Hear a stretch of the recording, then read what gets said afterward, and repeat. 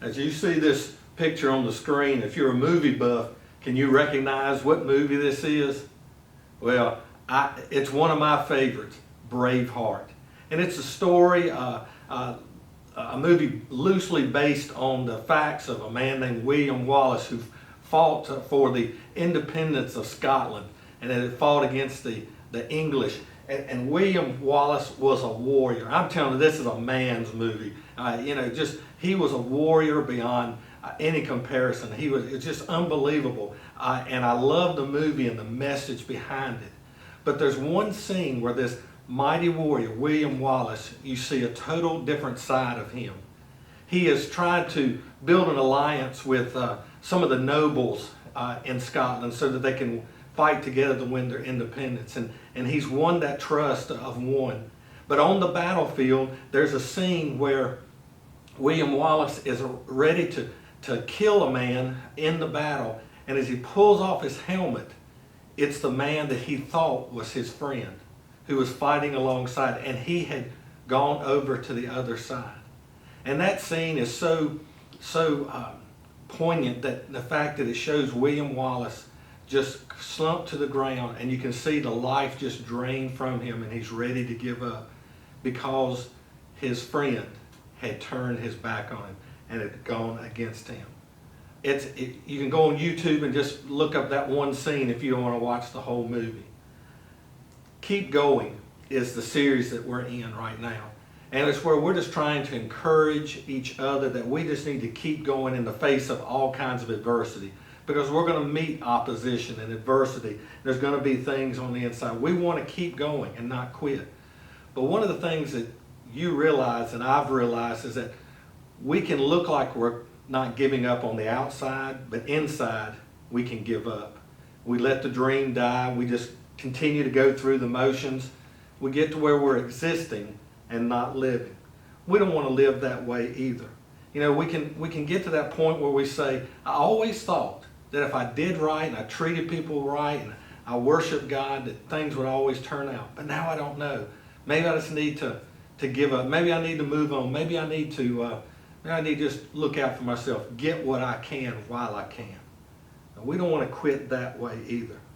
In the New Testament, the word surprise is used a number of times. And it's usually not used in a good way. Peter said that he did not, when we're being mistreated, when we're being persecuted, we're going through tough times, he says, don't be surprised. He says, you know it's coming. Those type of things are going to happen. Don't be surprised like something strange is happening. The Apostle Paul in 2 Corinthians, he was talking about how the devil works. And he says, you don't be surprised that the devil masquerades like an angel of light. He said, so don't be surprised when his workers act like they're workers for God. Surprise is something that we need to be aware of. But the truth is, let's be honest, we are surprised.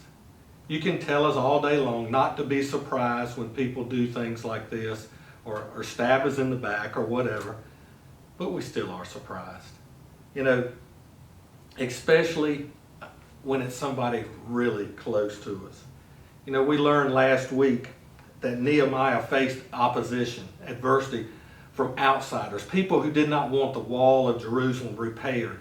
They wanted the people to stay weak and defenseless. And so we can understand that. But we're going to see this week, we're going to see how it came from people that you would not expect to have been opposing him. Sometimes the opposition comes from the inside. When it does, we do not need to be surprised. Jesus faced it. You remember Simon Peter, he finally had to say to him, he says, get behind me, Satan. He says, Peter, you're always trying to get me to do the wrong thing here. The disciples, you remember the times that they always were arguing about who's the greatest. I'm the greatest of all disciples. I don't know if you remember growing up, riding in the back seat of the car, arguing, fussing, and I just imagine how my mom and dad felt as kids are fighting in the back and you're trying to drive the car, how distracting that is. And I wonder sometimes if that's how Jesus felt with him trying to move this movement along and the disciples arguing and fighting over little things like who's the best.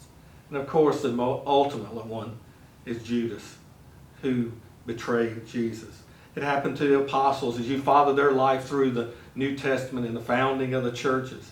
You find that when the church was growing, and as long as it was just reaching Jewish people, they were fine with it. But as soon as Gentiles, the outsiders, started coming into the church, they attacked the Paul and some of the other apostles because they didn't want the outsiders in. On one occasion, Paul, when he was in prison, it says that some of the Christian leaders stepped up and said, hey, while Paul's out of the scene, this would be a good time for us to become more important. You know, it comes from everywhere. And it's going to happen to us too. We're going to receive some opposition and adversity from people and situations that it's going to surprise us, even though he warns us not to be surprised. And the closer the people are, the more that it hurts, the more that it throws us off of our game. Now, what we're going to look at today is Nehemiah and how he faced a new type of adversity. So we're going to go to Nehemiah chapter 5. We're going to start with verse 1. Now the men and their wives raised a great outcry against their Jewish brothers. Some were saying, we and our sons and daughters are numerous. In order for us to eat and stay alive, we must get grain. And he's talking about the people who are working on the wall. He says, others were saying, we are mortgaging our fields, our vineyards, and our homes to get grain during the famine. So others were saying, we've had to borrow money to pay the king's tax on our fields and vineyards. Then he goes on, he says, although we are of the same flesh and blood as our countrymen, and though our sons are as good as theirs, yet we have to subject our sons and daughters to slavery. Some of our daughters have already been enslaved, but we are powerless because our fields and our vineyards belong to others. Now that may be confusing to some of you. We're going to look here and see what he's talking about. The first you see, he identifies the problem that these people have. This isn't a bunch of people griping, a bunch of people just complaining for the sake of complaining. These are real issues. These are life and death issues that they're going through. So the problem we see, one, is they mention food. It says there's a famine. We can't find food to eat. When we can find food, it's at exorbitant prices. It'd be like us going to the grocery store, and you can find food, but you got to pay 100 times more than you're used to paying for it. And so your money would run out very soon.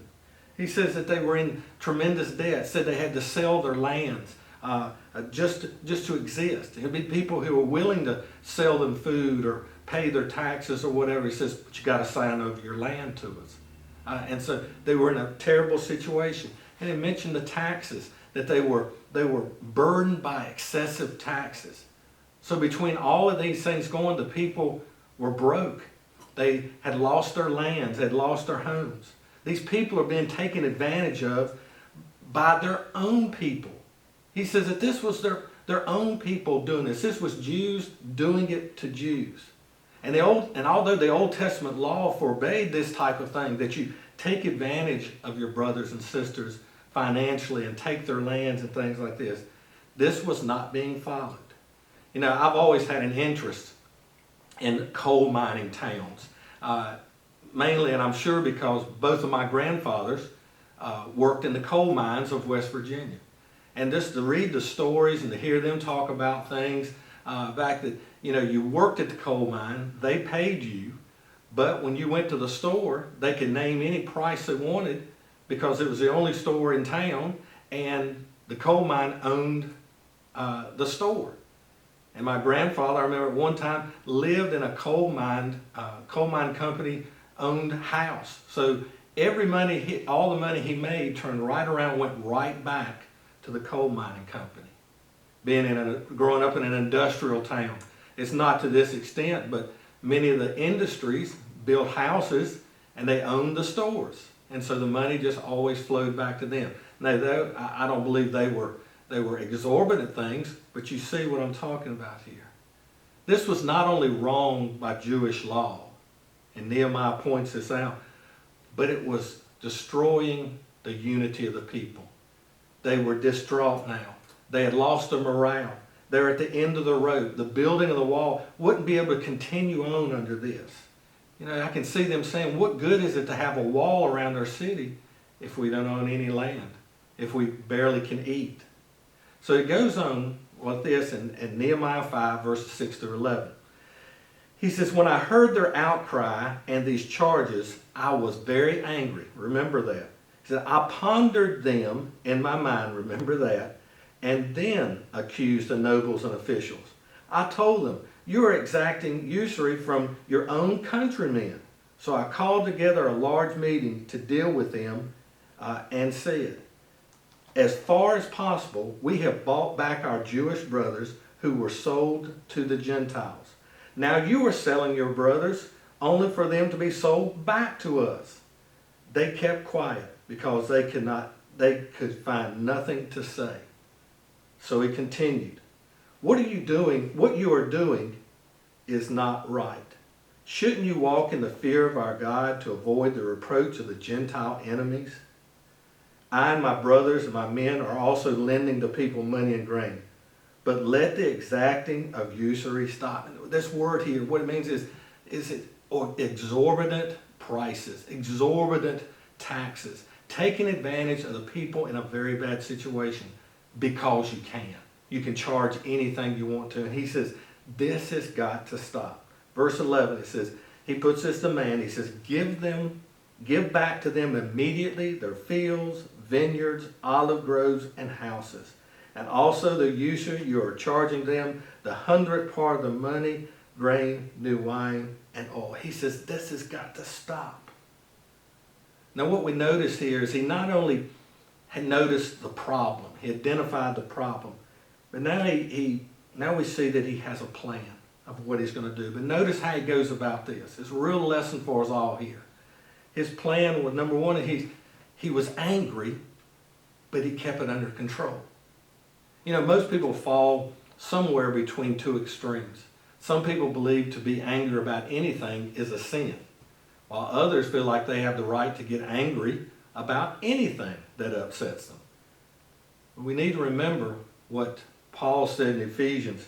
He says, in your anger, which that's recognizing that you can have anger, in your anger, do not sin. He said, do not let the devil get a foothold in your life by letting anger rule you here. We can't use this scripture or Nehemiah getting mad to justify all the things that we want to get angry about or justify our losing of our temper. We have to ask ourselves, what are you angry about? Is it something personal? Is it somebody did something that upset your personal preferences or you think disrespected you or whatever? You got to ask those questions. When we see Nehemiah get angry, when we see any other mature Christian get married, the motivation here is you're offended because of the hurting people are going against God. So you got to ask yourself first and foremost, what am I angry about? Is it about something for me, or is it something you see an injustice being done to someone else? And you see, that's where it leads to the next thing we notice that Nehemiah did. He didn't just get angry, he gave it it made a thoughtful confrontation. He said he pondered these things. He didn't fly off the handle. He didn't immediately run and attack these people. He thought it through. So he didn't go in as just an angry wild man. Jesus gave the same advice and direction to us. In Matthew 18:15, he says this, if your brother sins against you, go and show him his fault, just between the two of you.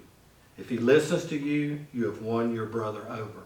And then he goes on in the next couple of verses, he says, if your brother won't listen to you, carry a friend or two along with you and discuss the situation. So then if he won't listen to you, it says, involve the church. And then if he won't listen to any of you there, he said, then be done with him. That's a thoughtful process here. Jesus is pointing out, you think this thing through.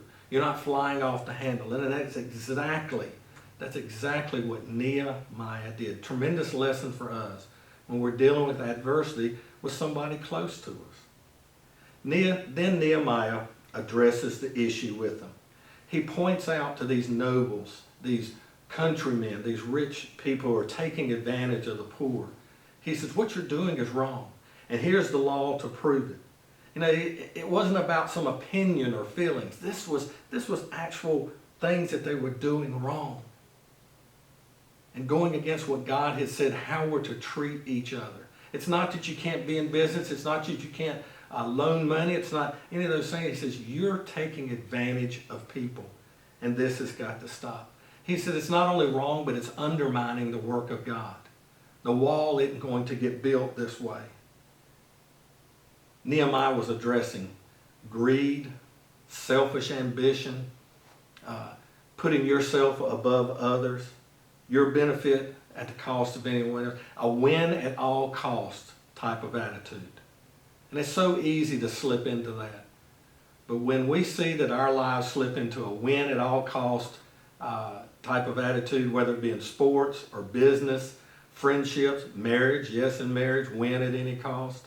And yes, even in the church, win at any cost within the church to get your way and your preferences done. It's a dangerous place to be.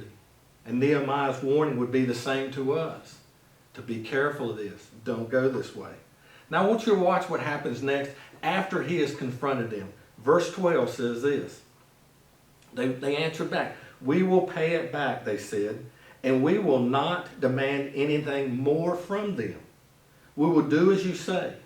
Then I summoned the priests and made the nobles and officials take an oath to do what they had promised. He held them publicly accountable. And as you're looking at it, it says, wow, can you believe it turned out this well? Well, this has always been my personal opinion.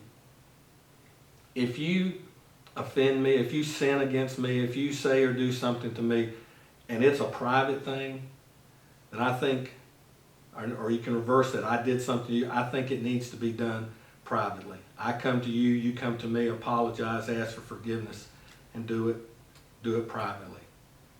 But say I do something to you publicly, and 200 people in front of the 200 people in a church or wherever, or in a business or something, and I attacked you that way, then I don't think a private apology is what is called for.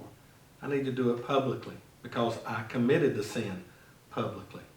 And I think that's what you see taking place here. This was all something that was done publicly. And so Nehemiah requires that they answer publicly in front of all the people. He has them take a vow in front of the people. This was a personal pledge. Why would he do that? Well, for several reasons. One, to hold them accountable to what they had done. It wasn't just an empty promise to get them out of trouble.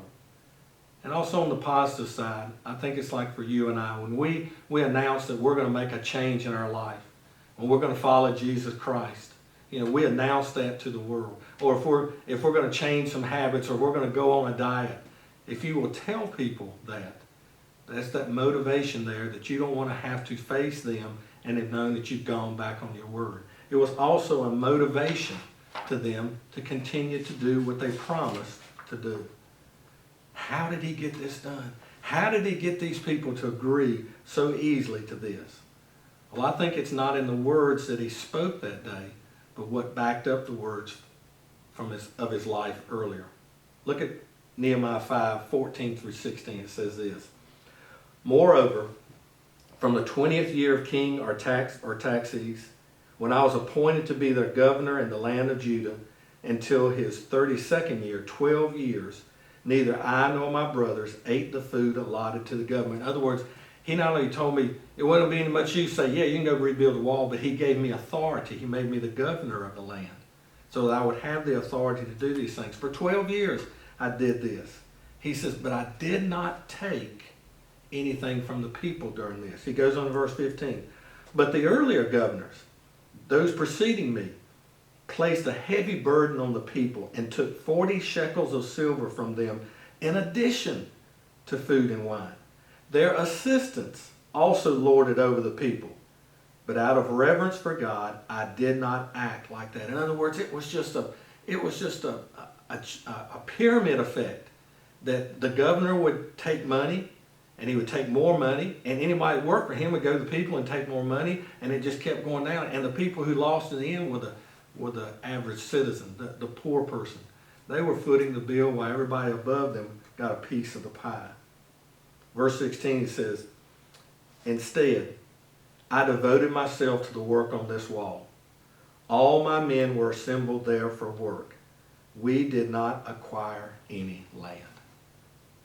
In other words, he told them, my record backs up what I've said here today. I didn't take advantage of anybody. I guess you could say, you've heard the old phrase, talk the talk, walk the walk. Well, Nehemiah walked the talk. He was more than just talk. He backed it up. He had moral authority. So when he stood before these nobles and people who were taking advantage of him, he could rightly and truly say, what you're doing is wrong, and I know it's wrong because I'm not doing it. My men are not doing it. I'm not taking advantage of these people. You know, demand and deserve are two very dangerous words.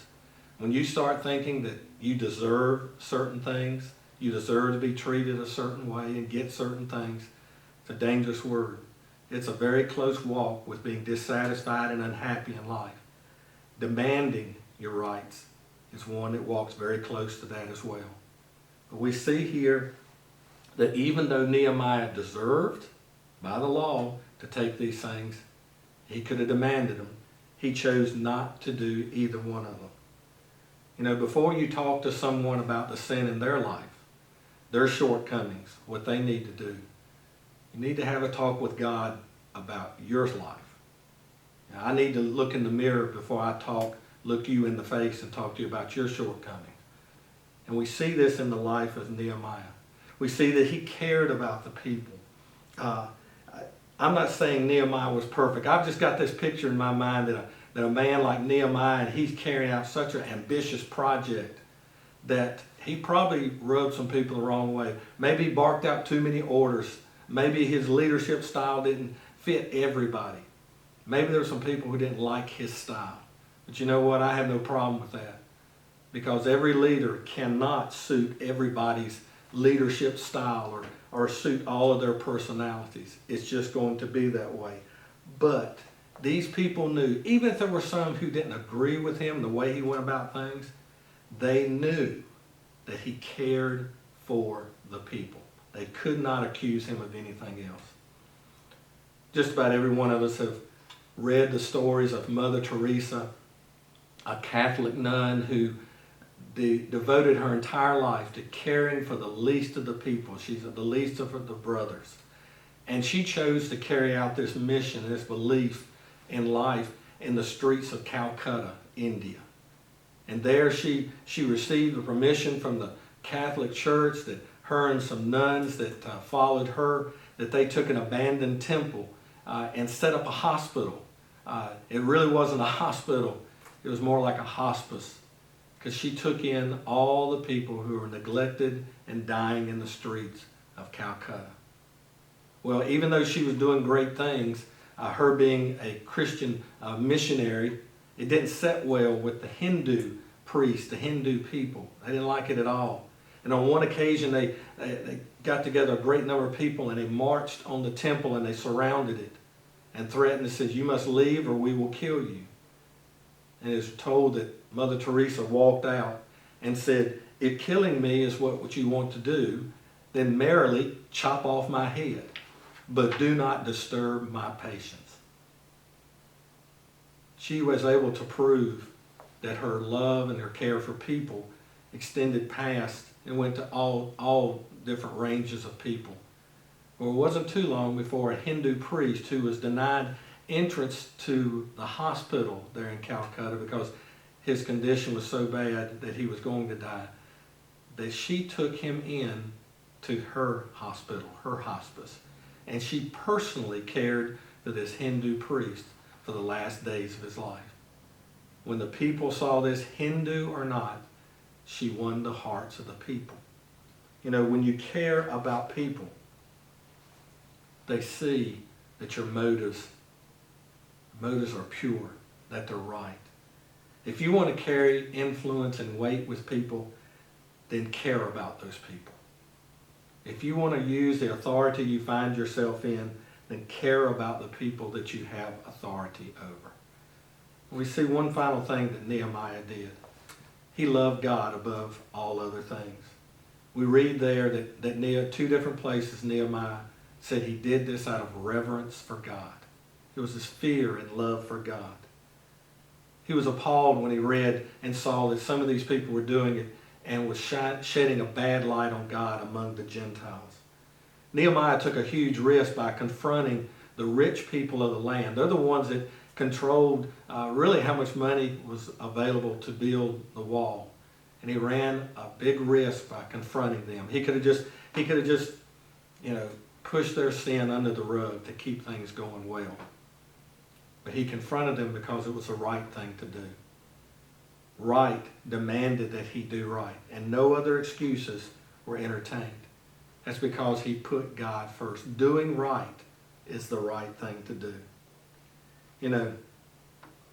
I just want to close it out here by thinking about it this way.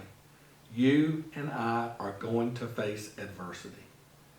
And sometimes we're going to be hurt, we're going to be surprised, we're going to be dejected by the ones who do oppose us, the ones who don't have our back, who may even stab us in the back. And the first thing we need to decide is not to quit. It's to keep going. And even though it hurts, we're going to keep going. We're not going to quit. We're not going to give up. But then the next thing we need to do and decide after that is to decide that we're going to follow the pattern, the example, the principles of a man like Nehemiah, who cared enough about people that he confronted those who were causing such injustice, that he confronted them under control. He didn't let the temper get the best of him. He didn't let the words like deserve and demand guide his life. But rather, what guided his life was a love for people and a love for God. He cared.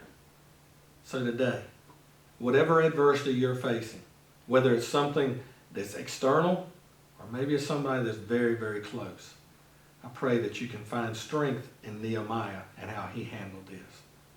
As we close this out today, I've always got to think about it as you take the Lord's Supper in your homes this morning, that's exactly what Jesus did. He deserved better. He could have demanded anything, but he lovingly, willingly died on the cross because he cared about you and I, and he loved his Father more than anything else. As you take today, will you think of those things? God bless you. See you next week.